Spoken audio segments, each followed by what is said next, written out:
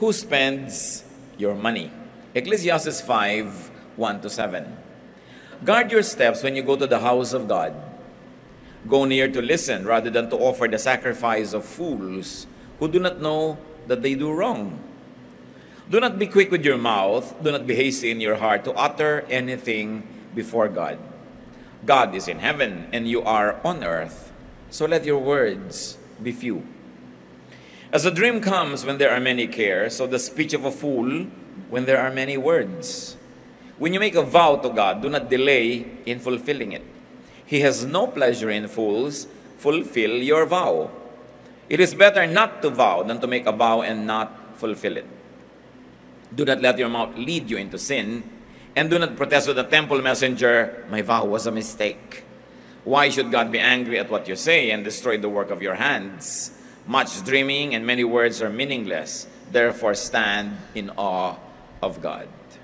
Ang una pong topic ng chapter na ito ay tungkol sa panayam sa Diyos, sa pagpunta sa kanyang banal na tahanan, at sa paggawa ng mga pangako o mga panata sa Diyos. Sinabi niya, mag-ingat-ingat ka pagka ikaw'y pumapasok sa bulwagan ng Panginoon. When you go to the house of God, when you go to the Master's Hall, be very careful. Why? Ika'y tagalupa at ang hinaharap mo ay tagalangit. Ika'y tao lamang at humaharap ka sa Diyos. Kaya mag-ingat-ingat sa lahat ng iyong iniisip at sasabihin.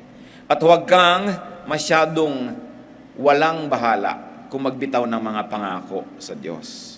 Sabi, anuman ang sasabihin mo, anuman ang isusumpa mo o manunumpa kang gawin, anuman ang gagawin mong pakikipagpanayam, whatever it is that you ask God and promise God in return, sabihin ganun, kailangan pag-isipan mong mabuti. Hindi nakikipagbiroan ng Diyos at hindi siya nagpapabiro kanino man. Ang lahat ng pakikipag-ugnayan sa Diyos ay seryosong bagay. Sabi ganon. Kaya kung ang tao ay maraming iniisip habang siya'y gising, marami din siyang mga papapanaginipan at mababangungot. Kasi iniisip niya, nagkakaroon tuloy ng bunga sa kanyang buhay. Kaya ang iniisip mo rin, habang ikaw ay sumasamba at lumalapit sa Panginoon, magkakaroon din ng mga bunga yan sa iyong buhay. Sabi ganon. Hindi natutuwa ang Diyos sa mga kahangalan ng tao. At ang kahangalan ditong tinutukoy, yung hindi ka seryoso sa iyong pakikipag-deal sa Diyos. Sabi ganon, hindi natutuwa ang Diyos na nangangako ka tapos hindi mo tinutupad. Mabuti pa, huwag kang nalang mangako kung hindi mo tutuparin. At mabuti pa na huwag kang nalang magsalita kung hindi naman talaga mangyayari. Huwag mong hayaan na ang iyong bibig ay ipahamak ka. Magbibigay-bigay ka ng pledge, magbibigay-bigay ka ng pangako, tapos pag sinisingil ka na ng temple messenger, sasabihin mo, my vow was a mistake. Joke only. Hindi ko na pag-isipan. Nag-pledge ako, nangako-ngako ako sa Diyos, tapos hindi ko pala matutupad. Sabi ganoon, hindi naman ako serious noon, sorry. Sabi ganoon, kaya mapapahama ka sa ganyan mong ginagawa. Kailangan, pag tumitindi ka sa harapan ng Diyos, may pitagan, may paggalang. So people are to be cautious about outward and needless and unnecessary sacrifices. Yung tinatawag na sacrifice of fools. Marami po mga tao, sakripisyo ng sakripisyo, hindi naman kailangan. Panata ng panata, pangako ng pangako, hindi naman nila kailangan gawin sa sarili nila yon. Why? Because people can be needlessly guilty because religious teachings can over-moralize and over-accuse. Sakit na ng maraming religious leaders, sakit na ng maraming mga religious establishments, sakit ng maraming churches na sobrang magpagilty sa mga tao. Parang masamang sumaya, masamang mag-enjoy, masamang ganito, masamang ganyan, puro na lang lahat masama. Ang tao tuloy sa sobrang guilt feelings, naiisip niya na ang tanging paraan na lang para gumaan-gaan ang kanyang guilt feelings, mangako ng mangako, mag-pledge ng mag-pledge, magsakripisyo ng magsakripisyo. So needless sacrifices could be any under or overdoing due to faulty hermeneutics, understanding and interpretation and application of God's Word. Napakarami na nating nakikita. Ang inyong lingkod man sa mahigit 30 taon sa ministry, nakita na nating maraming pagturusa, pagtitiis, pagtitimpi, pagpipigil, pagiging guilty ng tao na hindi naman dapat, na sobrahan sa turo. nasobrahan sa higpit ng turo, nasobrahan na makondisyon ng isip, na puro mali ito, masama ito, kahit hindi naman galing sa Diyos. Nagkataon lang na yung mga interpretation at reading ng kanyang teacher ay on the very, very strict and conservative side. Ang nangyayari tuloy ang mga tao, lagi nilang guilty. At ang ginagawa nila para mabawas-bawasan yung guilt na yon, lagi nilang may sacrifice. At ito, tinutukoy ni Solomon, maraming sacrifices, hindi naman kailangan. Dahil yung guilt mo, hindi naman tama yung guilt mo eh. Dapat naman hindi ka feeling bad only because you're having a good life or you're having a good time or because of this, because of that. The Christian is free to do anything that the Bible does not prohibit. And the Bible has very, very few prohibitions. Kaya lang pag dumaan na yan sa pulpito, dumaan na sa Bible teacher, dumaan na sa classroom, pinaparami lalo ng mga teacher at mga preacher, yun bumibigat ang dala ng tao. Kaya nga ang Panginoong Jesus, pinapagalitan niya yung mga religious leaders ng panahon niya. Sabi niya, ang bibigat na mga ipinapasa niyo sa mga tao, tapos hindi niyo naman sila tinutulungan para ito ay kanilang pasanin. Ang hihirap ng mga pinapaabot ninyong mga pamantayan, wala na kayong ginawa kundi usigin sila, wala na kayong ginawa kundi hingan sila ng hingan.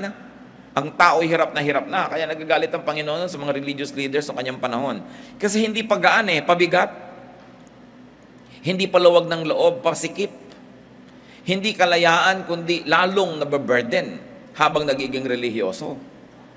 Kaya ang isang negative effect ng too much religion, ang tao nawawala na ng saya, nawawala ng sigla, nawawala na ng buhay, lagi nilang nagigilty.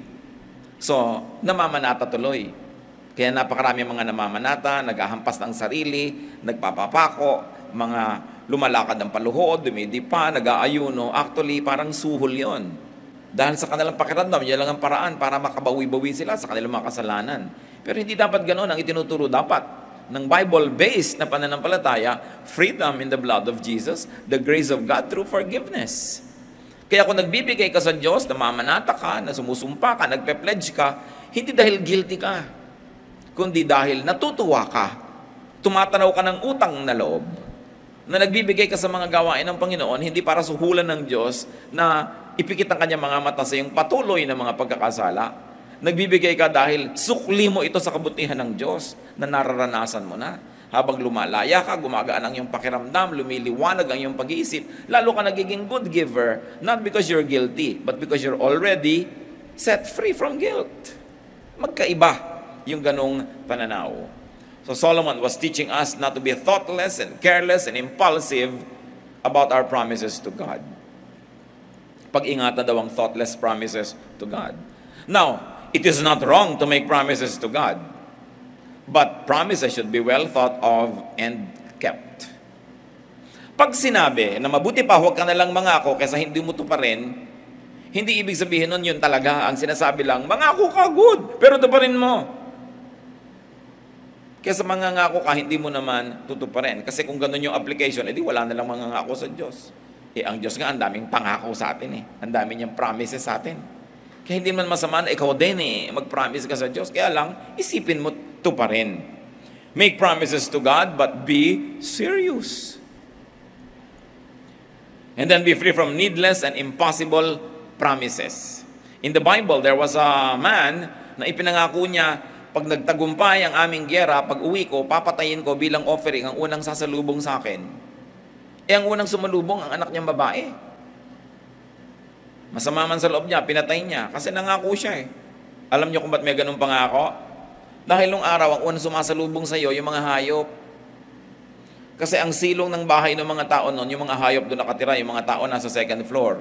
So pag uuwi ka, usually yung mga kambing, mga unang sasalubong sa iyo, mga alaga mong hayop. Kaya yun ang kanyang kakatayin, i-offer sa Diyos. Nauna ba namang lumabas yung anak na dalagita?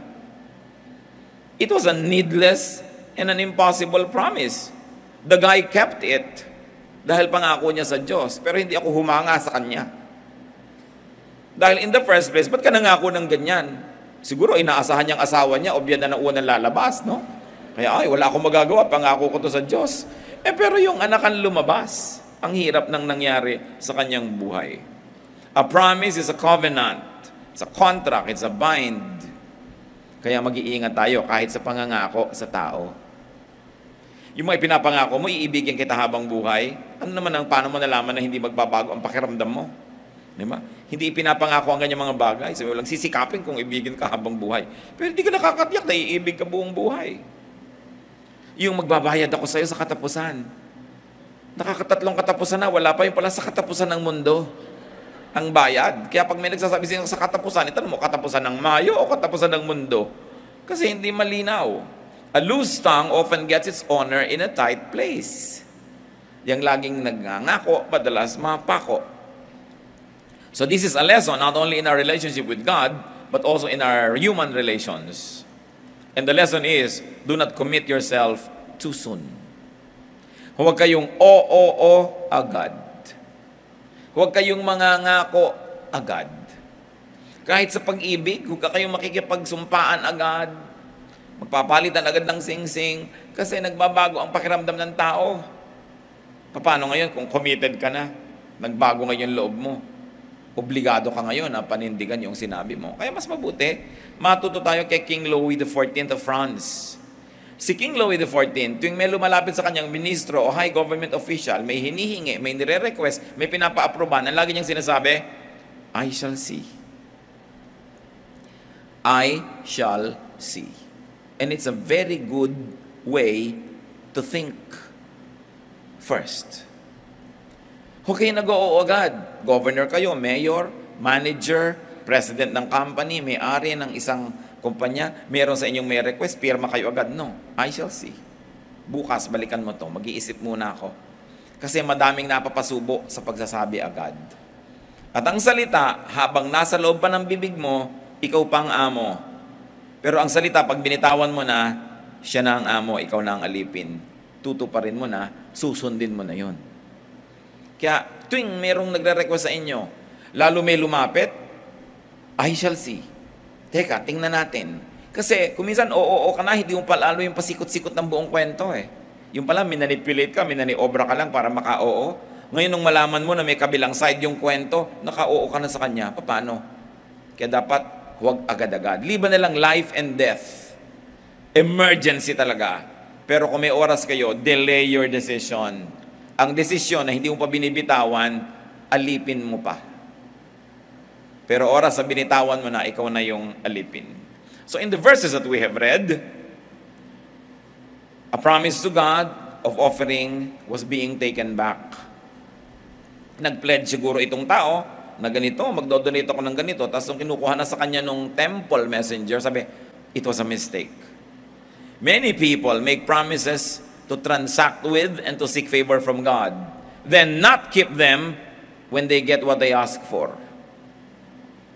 Yan na yan yung mga lulubog na barko na, Diyos ko, huwag lang pong lumubog ito, talagang maglilingkod ako sa inyo. Ngayon, hindi lumubog, paglapag niya sa pier, sabi niya, joke only. Dahil nakatungtong na siya sa terra firma. Lupa na yung tinutungtungan. Yung lahat ng nakasakay sa aeroplano, Diyos ko, magbabagong buhay na po ako. Huwag lang kaming lumaglag ngayon. Tapos pagka-landing, ay, joke pala. It happens. Promises should be kept. Because God can destroy everything you have worked for. That is what the verses have said. Pag sinabi mo, Diyos ko, magne-negosyo po ako. At pag pinaunlad niyo po ako, magpapaaral ako ng mga mahihirap o magpapadala ako ng mga estudyante sa seminaryo o pag pinaunlad niyo ang buhay ko po, ganitong gagawin ko, ganun ang gagawin ko, tiyakin yung tutuparin niyo. Because God can destroy everything that you have worked for. Pag hindi siya natuwa sa inyo. Kaya hindi masamang mangako, tutuparin lang. Pero alam niyo nangyayari pag ang mga tao ay matagumpay o malusog o masagana, nalilimutan ang mga pangako sa Diyos. Naaalala lang uli pagka sumusuka na naman ang dugo. Naaalala lang uli pagka may sunog o may baha. Naaalala lang uli pag nalulugi o nanganganib. Pagka may mga problemang mabibigat, naaalala uli ang Diyos. Kita nyo, naaalala dahil may kailangan. Iba naman yung naaalala ang Diyos dahil nagpapasalamat at masaya sa Diyos. Sa palagay nyo ba, hindi kita ng Diyos yung pagkakaiba ng dalawang paglapit na yon? Na ang saya-saya ng pamilya nyo, ang ligaligaya ng negosyo nyo, tapos buong buo kayo nag-church kasi wala kayong problema? Iba naman yung andyan kayo lahat kasi may problema kayo? Sasabihin nyo, wala na tayo yung choice mga anak, alam, magsimba na tayo. Well, natutuwa din ng Diyos kasi hindi naman kayo mag-church. Pero higit naman siyang natutuwa, nandiyan kayo dahil ang dala nyo pasalamat, hindi hiling o hindi reklamo. In any case, mabuti pa rin lumapit kahit nangangailangan lamang. Pero pag dumating naman ang panahon, hindi ka nangangailangan, mas dapat lalo kang lumapit. Kasi umaani ka na ng mga kabutihan ng Diyos. Mas lalong dapat ipahayag ang ating pasalamat. Ecclesiastes 5:3, sabi, as a dream comes when there are many cares, so the speech of a fool when there are many words. What is the idea behind this? That thoughts shape dreams and even nightmares. Thoughts shape hopes and fears. Our thoughts shape behavior and even character. Kung paano ka mag-isip, ganun ka uupo. Yung pag-upo nyo lang, pinapahayag niya kung paano kayo nag-iisip. Ganun ka tatayo. Kung paano ka mag-isip, ganun ka mananamit. Kung paano ka mag-isip, ganun ka kakain. So yung pag-iisip, doon nabubuo ang lahat. Kaya ang tunay na digmaan, nangyayari sa loob ng isip. Pag sa loob ng isip mo, nag-decide ka ng manalo, susunod na yung tunay mong panalo kasi yun ang gagawin ng katawan mo eh. Pero sa isip mo, nagpatalo ka na, susunod na matatalo na yung katawan mo kasi natalo ka na sa battlefield which is in the mind. So people can shape their dreams, their sleep, their character by controlling and by directing and disciplining their thoughts. Gusto ninyo na makontrol kung ano ang mangyayari sa inyong mga papanaginipan, kontrolin nyo kung anong iniisip nyo bago kayo matulog. Pag nanonood ka siyempre ng horror, nag-iisip ka ng mga aswang, manananggal, tikbalang, kapre, duwende, yun talaga ang papanaginipan mo. Kaya iniisip mo, ano bang i-feed ko sa brain ko? Nadidirect natin ang nangyayari maging sa ating character sa pamamagitan ng pagbabantay kung anong iniisip natin. Pag ang iniisip mo, ang taas-taas mo, ang baba ng iba, tapos nakita mo sila, pati ang pagkamay mo sa kanila, pati ang pagngiti mo sa kanila, may korte na yon. Depende kung anong iniisip mo tungkol sa sarili mo. If you think that you are superior, it will show in your smile if you smiled at all. It will show in your bodily posture. It will show in your body language because you've already thought of it. Kaya ang binabantayan, isip. Ibang topic na naman ito, hindi na ito yung promises or vow. Kumambyo na si Solomon. It's about thoughts and what happens after we have made our thinking process. Kung gusto nyo po na halimbawa, maiba ang pakikitungo nyo sa inyong kapatid, sa inyong asawa, sa inyong anak, magulang, biyanan, baguhin nyo ang paraan na iniisip nyo sila. Pag sa isip mo, iniisip mo, naiinis ako sa kanya, nayayabangan ako sa kanya, ayaw ko siyang pansinin, sigurado pag nagkita kayo, ganun ang mangyayari ng gagawin ng katawan mo. Kaya kung hindi kayo masaya sa anumang namamagitan sa inyo between you and another person, change the way you think about the person, change the way you think about the situation, and your body will follow. And the change in your bodily movements and body language will actually induce the other person to also change his or her way of dealing with you. It begins with the thought. Kaya mahalaga na kokontrol natin yon. And one could control his thoughts by omission of the bad and by commission of the good. Even thinking is habit forming. Pag lagi kang nagtatanggal ng masama sa iniisip mo at naglalagay ka ng mabuti, yung buhay mo mababawasan ng masama at madadagdagan ng mabuti. Sa isip lahat nangyayari yan. Kaya sabi ng Psalm 1:1-2, Blessed is the man who does not walk in the counsel of the wicked, or stand in the way of sinners, or sit in the seat of mockers. So blessedness is in not doing those things, in omitting those things. Verse 2, but his delight is in the law of the Lord, and on his law he meditates day and night. So blessing is on doing what is nice, to meditate on the word of God. To meditate is a mental process. Pag lagi mong iniisip yun ang mangyayari. At ito, sobrang pagsasalita, nakakapagpahamak. Why? Because talking too much could lead to mistakes. Because of the possibility of misrepresentation by the speaker and by misreading and misinterpretation and misunderstanding by the hearer. Pag meron kang thought in your mind at sinabi mo sa pamamagitan ng iyong bibig, lima na lang ang galing-galing mong mag-isip ng salita, magtahi ng sentence, pumili ng tamang vocabulary, napakalaki ng panganib na yung iniisip mo at yung sasabihin ng bibig mo, magkaiba. Akala mo, sinabi mo yung nasa isip mo, pero sa pagpili mo ng salita, ang totoo, iba na pala yung nasasabi mo. And it's one half of the communication problem. The other half is, meron kang iniisip, sinabi ng bibig mo yung iniisip mo, yung sinabi ng bibig mo, nadinig ng tenga ng nakinig sa'yo, inisip niya, ininterpret niya yung narinig niya. Nakakatiyak ka ba na yung ibig mong sabihin, ganun din ang ipapakahulugan ng nakinig? Ang laki ng pagkakataong magkamali. Kasi sabi mo, hindi naman yan ang ibig ko sabihin. Yan ang nadinig ko sa'yo. Sasabihin nung nakinig. Kaya po maraming away ang mag-asawa Kasi magkaiba ng paraan ng pagsisimbolize ng idea ang lalaki at babae. Yung babae, mahal kita. Therefore, mainit na mainit ang kape. Mainit na mainit ang sinangag. Bagong laba ang ating mga bedsheet. Ganun yon. Binibigyan kita ng mga maliliit na services, mga maliliit na mga pansin, pati binibigay mo sa aking chocolate, itinatago ko ang balat. Yung ganon. Tandang-tanda ko lahat ng ating birthday, anniversary, kung saan tayo nagkita, ang kulay ng damit mo nung una nating date. Kasi mahal kita. Sa babae, kasi yun yung kanyang language na ibig sabihin, mahal kita. Yung lalaki naman, maraming beses, wala yun. Pag sabi ko, mahal mo ba ako? Oo, kita mo nga, pinakasalan kita. Wow, thank you very much. Salamat naman, pinakasalan mo ako.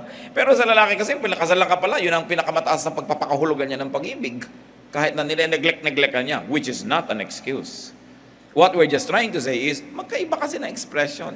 Same idea of love, pero pag sinabi ng bibig, sinabi ng katawan, iba na. So iba na ngayon ang reading. And one of the most terrible situations in communication is that not what I said, but what you thought I said, syndrome. Hindi yan ang sinabi ko. Pag sinabi ng lalaki na, gagabihin ako, sabi mo, huwag ka na nga umuwi.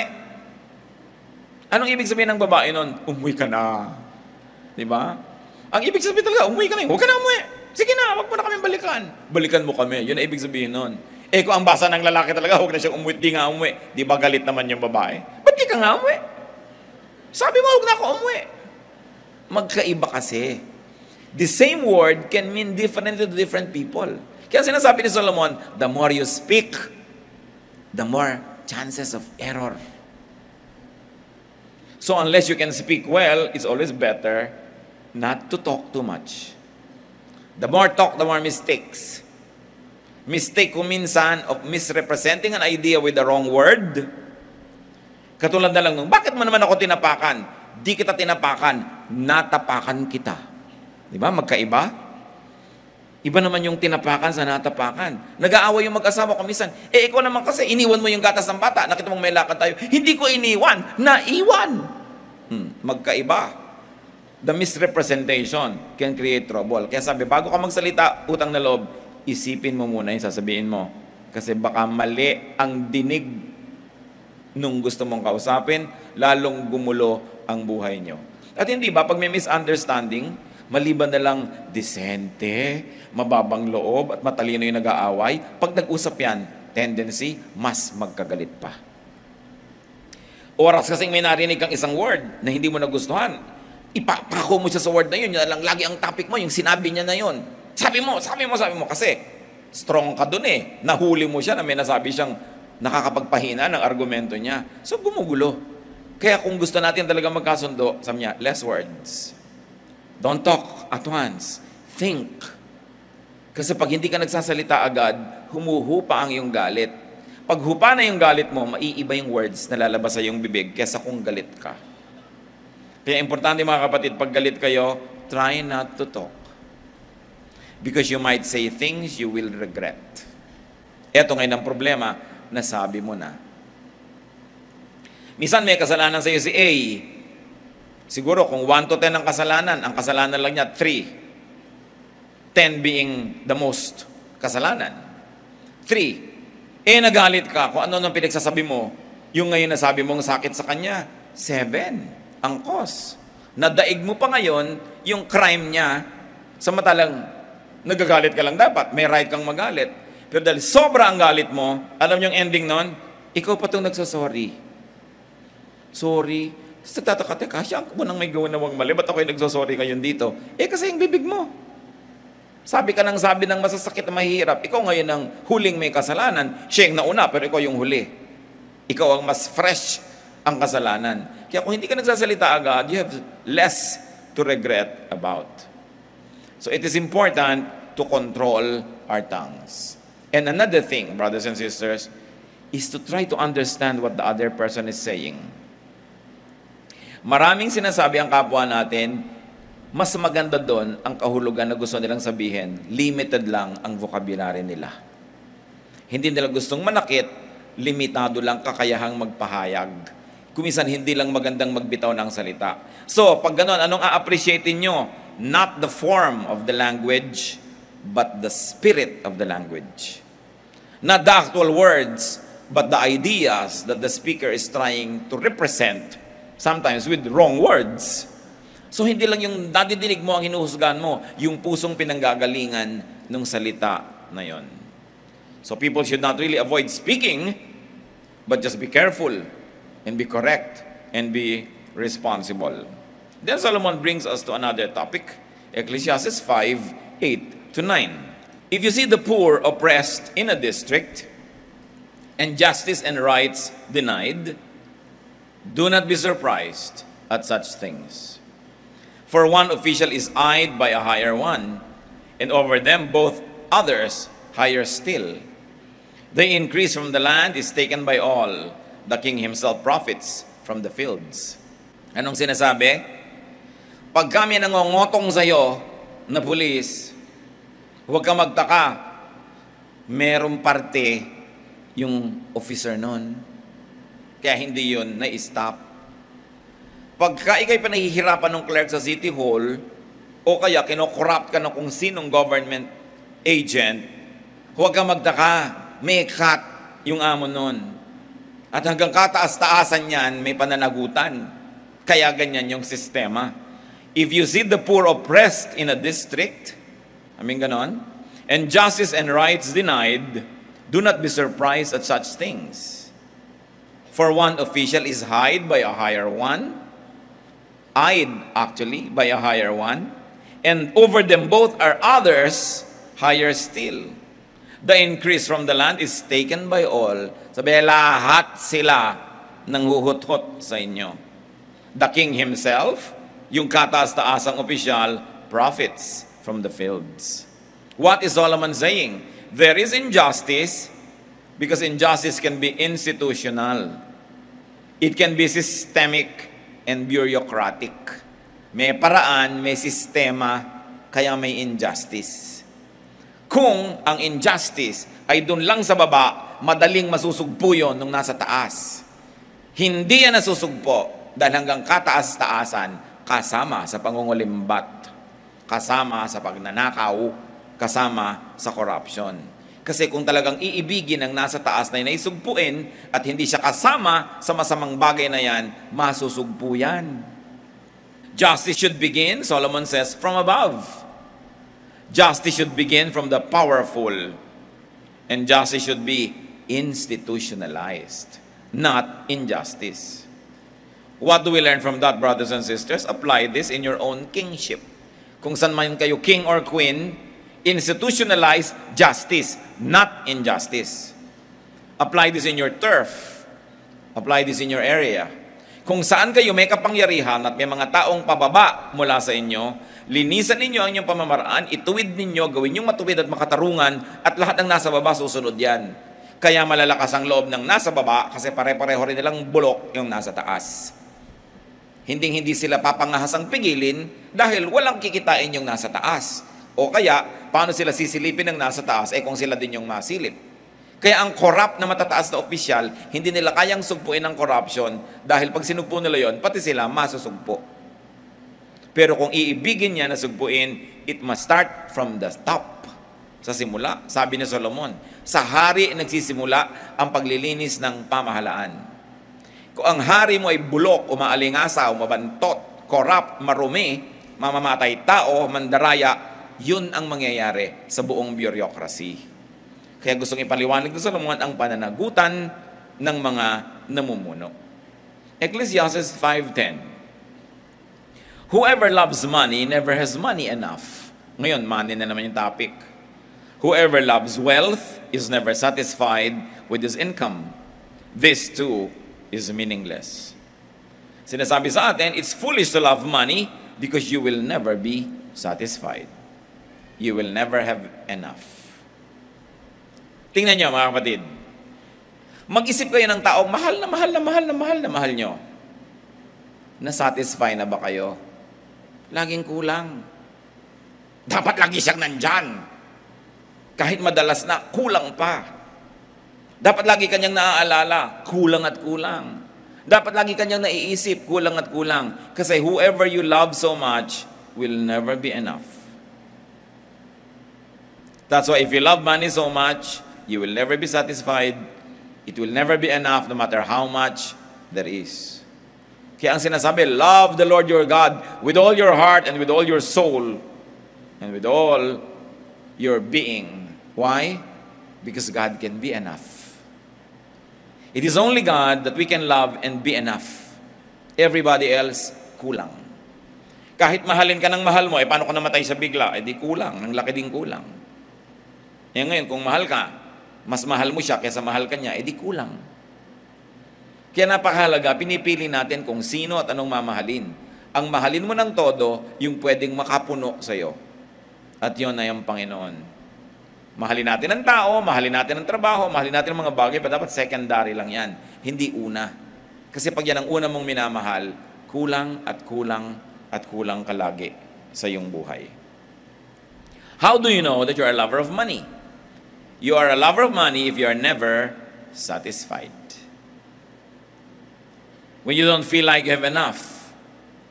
If you don't feel satisfied, no matter how much you already possess, it means you are a lover of money.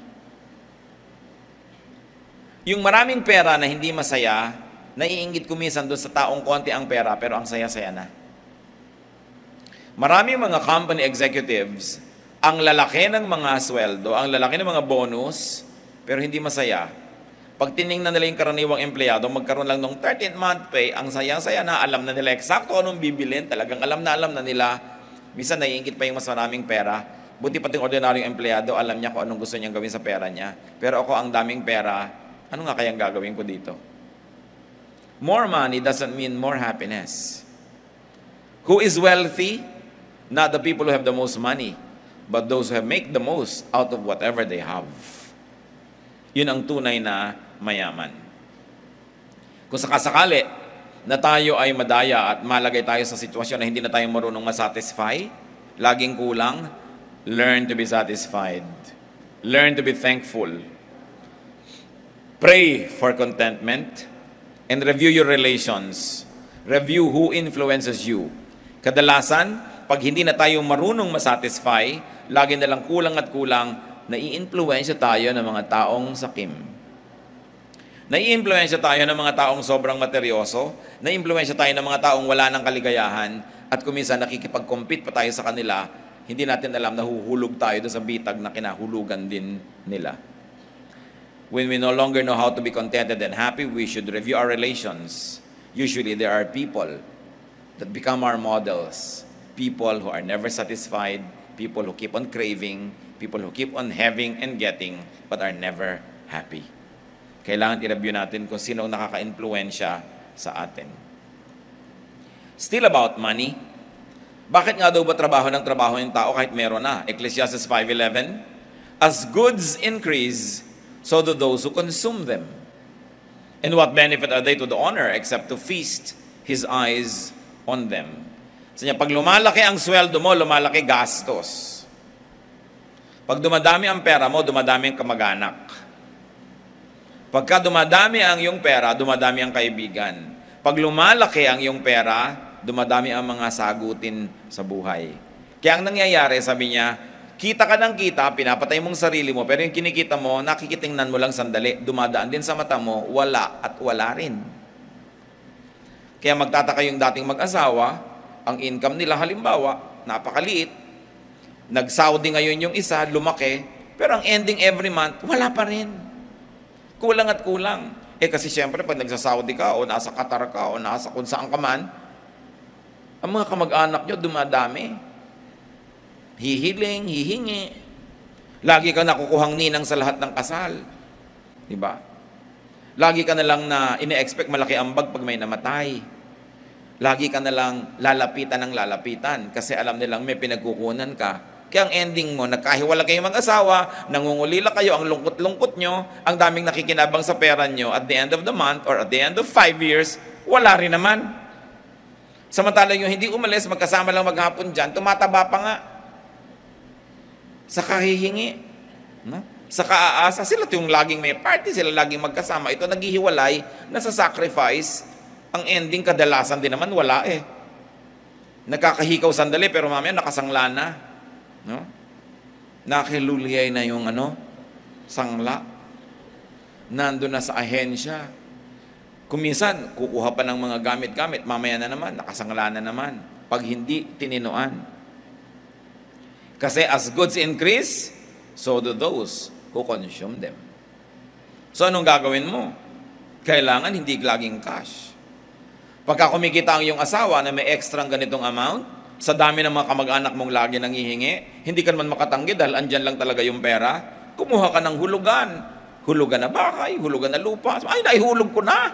Naku, kahulog-hulog ko lang. No? So next month ulit, naku, naihulog ko na naman. E di ngayon, tumatagal, nakakalupa ka, hindi yung nakapapapak ng mga kamag-anak mo. Ganun ang mangyayari niyan eh. Siyempre, hindi mo matiis ang pamangkin mong hindi makapasok, hindi mo matiis yung ganun, si ganyan, hindi naman mauubos yan eh. Dahil tad ang mga kamag-anak nating hikahos. At maglalabas ang lahat sa lunggayan, siya ang nag-alaga sa'yo nung maliit ka, pinaliguan ka niya, etc. etc. Oras na may pera ka na, dumadami nag-alaga sa'yo nung araw. Dumadami ang kamag-anak nyo.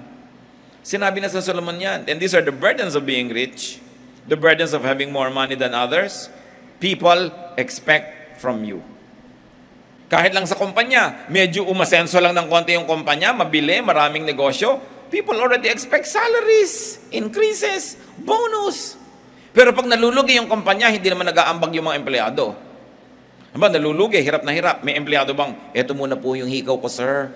Diba? Gamitin nyo muna. Huwag nyo po muna kaming sweldohan.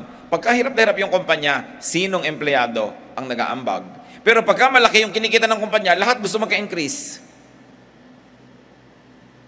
Sana, humihingi ka ng increase pag malaki yung kita ng kumpanya at pagka mahina, huwag nyo muna kami sweldohan ngayon. Okay lang. Pero one way. Kaya ang hirap ng umaasenso. Marami pong mga kumpanya gusto magbigay ng increase. Kaya lang iniisip noong kumpanya, kasi naman season na lang, mabenta lang tayo ngayon. Pag in-increase na natin yung sweldo, kahit bumaba na yung income natin, hindi natin pwedeng ibaba uli ang sweldo. Labag na yun sa batas. Kaya kung minsan, uunawain din natin kung ba't hindi nagbibigay. Yung mga tao, pag nakita mo, uy, buti ka pa, nasa abroad ang asawa, oo nga, kulang na kulang ang pera namin. Kasi kung hindi ka nagganon, utangan ka na. Pagka merong lamay, may tumabi na sa'yo, pakwento-kwento, pero bumabuelo lang yun, ha? Tapos merong ka ba dyan? Biglang, patay ka. No, kasi may pera ka eh. So, nahihirapan yun. People expect from you, and people would like to spend your money for you. Gaano karami yung ganon? Yung mga bayaw niya na mga walang ginagawa, mga batugan, yun ang gumagastos ng pera niya kasi inaabutan ng asawa niya, yung mga kapatid. Hirap na hirap ka, papadala mo yung pera mo, yung asawa mo, huwag niya sasabihin sa kuya niyo, ha? Huwag niya sasabihin, huwag kayo maingay. So, siyang gumagastos ng pera mo para sa'yo, hirap na hirap ka. Ikaw ngayon itong walang asawa, nangungulila. Ang daming kawawa mga nagtatrabaho abroad, mga lalaking sila yung namamalansya ng damit nila, sila nagluluto, baon-baon, araw-araw. Tapos, kung kani-kanino napupunta yung pera nila dahil pinamimigay ng asawa. Di ba? Mabuti sana ko sa kapatid. Kung kay kumpare. Di ba? Pare, eto muna. Ganyan-ganyan ang pera. Kawawa naman itong si nag-abroad. Kaya, anong lesson on? Isipin mong mabuti kung talagang gusto mong kumita ng malaki. Isipin mo kung ano yung bayad. At isipin mo, ang daming manghihingi sa'yo, ang ending din yan, halos wala rin natira sa'yo. Masama ka pa. Matapos mong magbigay ng 3 times, sa 4th time, hindi ka nakapagbigay, ang sama-sama mo pa. Mahirap umasenso sa ating bayan sa dami ng kamag-anak. No? Pero kung ikaw talaga, meron ka namang mapagkawang-gawang loob, maluwag sa iyong puso, okay lang. Pero kung gusto mo na, eto ka, hirap na hirap, nagsasakripisyo, tapos sasama lang pala loob mo para ipamigay, dapat sabihin mo, teka, hanggang dito na lang gagawin ko, hindi ko nadadamihan. Actually, yun ang point ni Solomon. Hindi niya tayo tinuturo ang mawala ng ambisyon o maging kontento sa konti. Pero sinasabi niya, yung naghahangad ng marami, marami ring ibinabayad yon. Willing ka ba? Isipin mong mabuti. Then Ecclesiastes 5:12, the sleep of a laborer is sweet, whether he is little or much, but the abundance of a rich man permits him no sleep. Hindi naman ito laging ganun na absolute. Pero because this is poetry, nagpapakita ng comparisons and contrast si Solomon. Sinasabi niya, alam nyo, mas masarap pang matulog yung mga karaniwang manggagawa kaysa doon sa mga matataasang ranggo eh. At totoo naman yun, ano? Yung mga kapwa natin mahirap, sa hirap ng trabaho, pag natulog, tulog na tulog. Talagang hindi mo magising. Maraming mayayaman, kailangan pa ng tranquilizer. Kailangan pa ng sleeping pill. Kailangan pa ng mood music at kung ano ng mga naaamoy-amoy na mga therapy para antukin. Kasi maraming inaalala sa buhay. The rich have much more worries. So usually, they have much more sleeplessness. This can be avoided by the rich and the abundant by not loving money. Nakakita na ako ng mag-asawang parehong nasa abroad, tapos humingi yung pamilya ng lalaki, nangailangan. Ako, yung babae walang ginawa, gabi-gabi ko di umiyak ng umiyak. Sa napunta doon sa lahi ng lalaki. Pero pag sa lahi niya napunta, secret. Huh? Hindi alam ni lalaki. Kaya ganun, umiyak ng umiyak hanggang mangayayat. E paano? Ang dami nilang pera tapos nautang. Eh kung wala ba naman silang pera, di walang uutangin. Ngayon, masarap magpautang kung mas mahal mo ang tao kaysa pera. Masarap magbigay. Alam niyo kung napakasarap na maraming pera? Kasi ang sarap ng pera sa paglabas nun, hindi sa pagpasok. Mahirap papasukin ang pera. Pero pag pinapalabas mo, maluwag sa iyong loob, sobrang magpasaya. Kung hindi ka umiibig sa pera. One of the nicest things to do is to give to people when it is in your heart to give. Don't love money, although you may love making money. Kasi challenge, gusto mong gumawa ng business, gusto mong maging fruitful, love making money. But do not love money itself. Kailangan, sabi ni Solomon, makinig kayo sa akin, sabi ni Solomon. Wala nang mas mayaman kaysa sa akin. Pero ako nagsasabi sa inyo, wala naman doon ang kaligayahan. Papunta pa lang kayo, pauwi na ako. Wala nang higit yayaman sa akin, wala nang higit narurunong sa akin, so makinig na lang kayo. Sabi ganon, don't love money. Ecclesiastes 5:13-16, I have seen a grievous evil under the sun, wealth hoarded to the harm of its owner, or wealth lost through some misfortune, so that when he has a son, there is nothing left for him. Naked a man comes from his mother's womb, and as he comes, so he departs. He takes nothing from his labor that he can carry in his hand. This too is a grievous evil. As a man comes, so he departs. And what does he gain, since he toils for the wind? Sabi niya, marami na ako nakitang lungkot. Kayamanang inipon, inimbak, binantayan, na ikinapahamak lang nung may-ari. At meron naman mga kayamanan na inipon ng inipon, ang tagal sa isang iglap na wala, ni walang maipamana sa anak. Yung anak na hindi nabigyan ng oras, hindi na alagaan, hindi nabigyan ng pansin because you're making money, tapos naubos din bigla yung pera, wala ka nang maipamana sa future, wala ka pang matingnan na lingunin sa nakaraan na maganda nyo naging samahan. Dahil naubos lang ang pera mo, kahahanap, ang oras mo, kahahanap buhay. So wala at wala rin. Sabi ganon, ang taon man ipinapanganak na hubad, ililibing din siya. Mamamatay din siyang walang dala. Ang point ni Solomon, huwag niyong ubusin lahat ng oras at lakas sa pagpepera lang, sa paghahanap buhay at pagpapayaman. Marami pang ibang dapat gawin sa maiksing buhay na ito. There must be proportion. Yes, we need to earn. Kailangan maghanap buhay para magkaroon ka ng buhay. Pero hindi ka nabubuhay para maghanap buhay. Naghahanap buhay ka para mabuhay. So that you will get a life. But you don't live to look for a living. So the other perils and dangers in being rich, riches don't always do people good. Hindi napapahamak dahil yumaman. Dati, isa lang ang TV nila, nanonood ang pamilya, magkakasama sa sala, masaya, may unity, may bonding. Nung yumaman, tigitigis ang kwarto, tigitigis ang TV, di na sila magkita-kita. Nagkahiwa-hiwalay ang buhay. Kuminsan may blessing yung kapos dahil lagi kayong magkakasama. Sabay-sabay yung kayong kumain dahil isang gilit ng bangus yung kakainin nyo, kailan nandun lahat, sabay-sabay.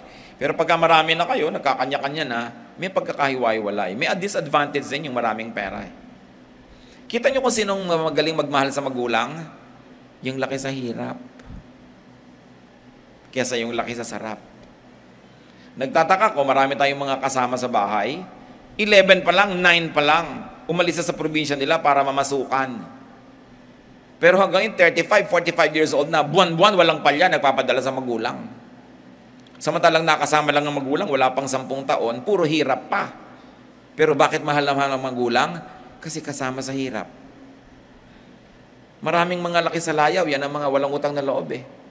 Sobrang sarap ang buhay, hindi sila nagising sa hirap ng buhay, hindi sila marunong makisama o makiramdam sa naghihirap, kaya sariling magulang na naghihirap, manhid pa rin sila. Wala, hindi pinapansin. Kasi laki sa sarap. I challenge you, think of people you know, mga mabubuting anak, 99% laki sa hirap. Kadalasan ngayon, mga binubugbog pa ng magulang, mga binubusan ng mga kumukulong tubig, sinisindihan, inuhulog. Yun ang mapagmahal sa magulang. Hindi ko naman sasabing gawin nyo sa mga anak nyo para mahalin kayo. Pero obserbahan ninyo yung laki sa hirap. Sino ang masarap makisama? Yun yung laki sa hirap. Sino ang malakas mag-tip sa mga restaurants? Mga kapatid, hindi yung mayayaman. Yung laki sa hirap na nagkaroon. Kasi alam nila yung iniisip ng waiter. At kung dati silang waiter, alam nila yung asawa nun at mga anak, walang inabangan kundi, nakatip ka ba, daddy? Magkano na-tip mo? Wow, makakapag-SM tayo bukas, nakatip ka. Pero yung mga laki sa mayaman, akala nung mga donya, bigyan lang kanila ng 30 pesos. Kasyang-kasya na sa'yo kasi kasya sa kanila yan, sanay sila dyan. Hindi sila sensitive. Kaya titingnan din nyo kung paano pinapalaki ang mga anak. Sa sobrang luho ba? Minsan, yung maluhong anak, bigay ka na ng bigay, kulang pa. Masarap na yung pagkain, wala pang gana. No? Tinatamad pa. So, riches don't always do people good. Riches can even harm people. Kita nyo, pag yumayaman na kayo, dumadami nga yung nangihingi, dumadami yung umaasa. Kung minsan, number 1 ka pa sa listahan ng mga kidnapper. Mabuti kung wala kang pera, pakalat-kalat ka na dyan, hindi ka pansinin ng kidnapper eh. No? So, mas masarap ang tulog mo dahil wala namang interesado kumuha sa'yo. Riches could be lost in an instant. Pwedeng mawala. Riches don't guarantee security. Kadalasan nga, liability pa yan eh. Sino ba ang maglalakad na hindi namumulesa sa kalye? Di yung walang alahas. Subukan yung may alahas kayo, kinakabahan kayo. Kaya iba naman, tatanggalin pa, sasakay sa bus, pagdating, kakabit pa. Ba't ba nilalagay-lagay yan? Papahirap sa buhay. No? Sino ang hindi nangyanakawan? Di walang nanakawin. Marami mga kabataan kaya namatay dahil sa cellphone. Kung walang cellphone, edi buhay pa. Kasi tinutukan, ayaw ibigay si cellphone. Dahil paano niya mababasa yung mua? Kaya sukdulang patayin mo ako, kailangan hawak ko ang cellphone ko kasi nag-expect ako ng text ditong, eat ka na. Wala namang kakwenta-kwentang mensahe, nagpapakabatay sa cellphone. No? So, napapahamak. Riches can't be taken beyond the grave. Tingnan sa archaeology, mga pharaoh, mga hari, mga reyna, ang dami-daming dinalang kayamanan, kaya ngayon mga libingan nila, hindi nanakawan, hinuhukay. Kasi sa dami ng kayamanan doon. Kung wala kang kadala-dala, you will rest in peace. Pero dahil ang dami nilang dala, eto ngayon, nadala nga ba nila? Di ba, pruweba? Hindi. Andun pa rin sa ilalim ng lupa. Kung hindi nanakaw ng iba, pupunta sa museo. Ngayon, kung sa buhay mo, para ka lang magkaroon ng marami, nakipagkagalit ka sa mga mahal mo sa buhay, lumayo ang loob nila sa'yo, na-isolate ka, hindi ka sumaya, puro kahirap, ang dami mong na-accumulate, hindi mo naman madadala sa kabilang buhay, hindi ba kahangalan? Kaya dapat iniisip. Ecclesiastes 5:17, all his days he eats in darkness, with great frustration, affliction, and anger. Nakikita natin yung hirap pag sobra kang sumisikap magpayaman. Ecclesiastes 5:18-20. Then I realized that it is good and proper for a man to eat and drink, and to find satisfaction in his toilsome labor under the sun, during the few days of life God has given him, for this is his lot. Moreover, when God gives any man wealth and possessions, and enables him to enjoy them, to accept his lot and be happy in his work. This is a gift of God. He seldom reflects on the days of his life because God keeps him occupied with gladness of heart. Sabi niya, pero alam niyo, kung gusto kayong pagpalain ng Diyos, pwede rin naman kayong yumaman eh. Kung talagang gusto ng Diyos gawin yan sa inyo. Sabi niya, alam niyo, napag-isip-isip ko pa, ang pinakamabuting gawin ng tao, kumain, uminom ng masarap, at enjoyin ang bunga ng kanyang ginagawa. Alam niyo kasi ang tinutukoy ni Solomon dito ay walang inisip kundi mag-impok ni ayaw gumastos. Walang inisip kundi mag-save ng mag-save, kumita ng kumita ni ayaw magbigay. So niya, alam niyo, pag meron kayong kinita, enjoyin niyo. Kung natutuwa ang Diyos sa inyo, bukas kikita kayo uli. Enjoyin niyo uli. Hindi yung puro kayo save ng save ng save, tapos biglang nawala. Kita niyo yung mga nagsisave, yung mga nawa 1, 2, 3, nagpaparami ng savings nila doon sa mga kung ano-anong mga, yung 10,000 mo, mamaya 15,000 na. So sa unang buwan lang yon, no? Sa pangatlong buwan, pang-apat, hindi ka na maka-withdraw. Yung nawawala na yung opisina nung pinagbibigyan mo, na itakbo na yung pera mo. Yun ang sabing yan. Kasi sobra ka naghahangad. Bato-bato sa langit ang tamaan, mag-isip. Ang mga nawa 1, 2, 3, yung naghahangad kasi. Kasi kung hindi ka naghangad, hindi ka madadaya. Yung ating kasing paghahangad, bumubulag sa ating karunungan, nabubulag ka sa pag-iisip kasi sobra ka naghahangad. Kaya sabi, huwag kang ganyan. Sabi ko na, alam mabuti sa buhay, kumikita ka, enjoyan mo. Kumain ka, uminom ka na masarap.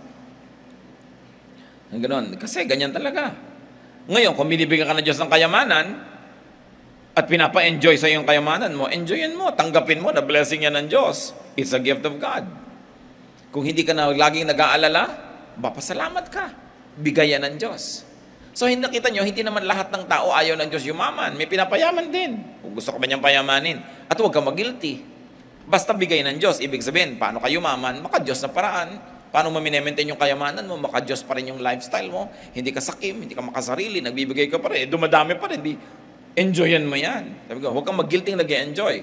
Basta malinis ang pinanggalingan ng ine-enjoy mo. So, these are the best things to do in life. Enjoy eating, enjoy drinking, and also enjoy working hard. So niya, huwag lang kayo magtrabaho para kumita. Enjoyin nyo yung trabaho nyo. Pag kumita kayo, doble yung benefit. Pag hindi kayo kumita, na-enjoy nyo na yung trabaho, panalo na rin kayo niyan. Work should not only be a means, it should also be an end by itself. Work should be an enjoyment by itself. So maximize enjoyment of food, drink, and work by sharing. By being thankful. At mga kapatid, huwag pintasan ang pagkain pagkakaharap mo. Pag may tao ka bang kaharap, pinipintasan mo? Yung pagkain kaharap mo, bigay ng Diyos, huwag mo ring pintasan. Hindi ethical, pinipintasan ang pagkain. Kasi lahat ng pagkain, maliban na lang lason, blessing yan. So, ina-appreciate yan. Maximize enjoyment by doing what you like. If work is a blessing, make sure that you enjoy your work. If you don't enjoy it, change your work or change your attitude if you cannot change your work. Pero hindi pwede na minumura mo yung ginagawa mo. Hindi pwede nagagalit ka doon sa ginagawa mo. Lagi na lang ito kasi itong plato. Laba ko ng laba.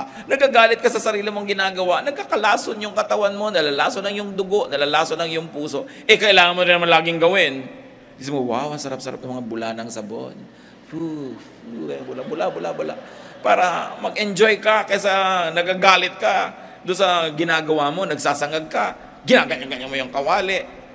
Huwag kayong nagagalit sa ginagawa nyo. Kailangan nyo siyang mahalin. Kasi ang gawa, regalo din niya ng Diyos. Ngayon, kung talagang ayaw nyo maglaba, sabihin nyo sa asawa nyo, ikaw maglaba, ako mamamadaan siya. Yung piliin mo yung ginagawa mo na nagugustuhan mo. Napakasarap na may ginagawa ka, nasasarapan ka. Enjoy the process. And the rich who are blessed by God need not problematize their wealth. Don't be guilty if you are blessed by God and you become rich. Be guilty if you borrowed techniques from Satan just to have more than your neighbor. Pero kung alam nyo, galing naman sa Diyos, pinagpapala niya ang labor nyo, yung work nyo, be thankful. Just recognize that it is God's gift and make sure it is not from and headed for evil. Maraming lessons ang chapter 5. Enjoy the wealth making if you're making wealth. Enjoy giving it away also. Enjoy sharing it. That's the way to enjoy anything excessive. Share it. Be happy, don't worry. And always be thankful, be grateful, and generous. So ang tanong sa lahat ng ating pagsisikap, lalo ang human sacrifice just to have more money is so much. Nasa-sacrifice ang relasyon mo sa asawa mo, sa mga anak mo, nasa-sacrifice ang health mo, nasa-sacrifice ang enjoyment mo sa buhay. Ang tanong, who spends your money? Is it really worth all the trouble? Don't kill yourself only to make much, much more money beyond what you can spend, because others will spend it for you, while you are left cheated, unable to live your life to the fullest. Ama namin sa langit, salamat sa mga paalala nyo. Nagpapasalamat kami sa wisdom na binigyan nyo kay Solomon. Turuan nyo kaming maunawa ito, lalo sa mga points niya na hindi kami lagi nag-agree. Ipaliwanag nyo sa amin kung ba't hindi kami nag-agree with the wisest man that you have blessed with wisdom. At makita namin, Panginoon, kung ano maring mali sa para namin pag-iisip. Teach us to benefit from this practical wisdom so that we may live life to the fullest, we may love and be loved to the fullest, and when we go, we will have no regret about how we spent our life. Magbulay-bulay tayo sumandali sa mga personal na kahulugan nito sa ating buhay.